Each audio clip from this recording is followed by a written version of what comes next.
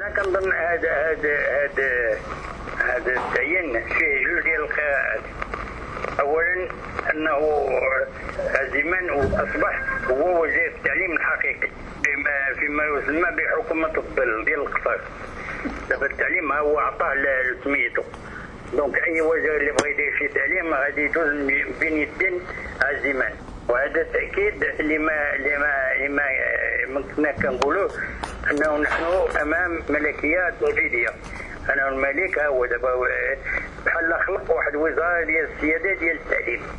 دابا مول التعليم الشاف الكبير ديال التعليم هو عزيمان، ماشي وزير التعليم. دونك هذا غادي يبدا يتبع داكشي اللي غادي يقول ليه عزيمان والقرارات ديال عزيمان. ثانيا هذه بحذر قصع صورين.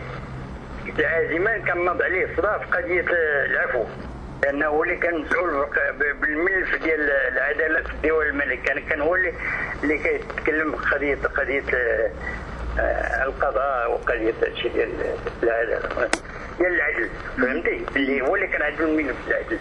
وناض كانت الهضره انه هو اللي كان مسؤول على هادشي ديال العفو وكذا وكذا. فباش يقطع الناحيه حيدوا من هذاك المنصب، حيدوا من المنصب وسماه تما، يعني اشاره انه انا عقد عزيمان ولكن هو ولد المخزن ما غاديش نضيع فيه، ما غاديش نضيعو. بحال جبد ليه ودنيه بلا ما يجري عليه، وهذا هو المنطق ديال المخزن. وكيفيه اخرى يعني قال الناس اللي كانوا كيديروا هذا وكنتو باغيين عزيمان دار غلطه ايوا حنا عاقبناه صافي، ولكن المخزن ديالو ماشي كيجري عليهم، كيحيدوا من هنا ويديه لجهه اخرى.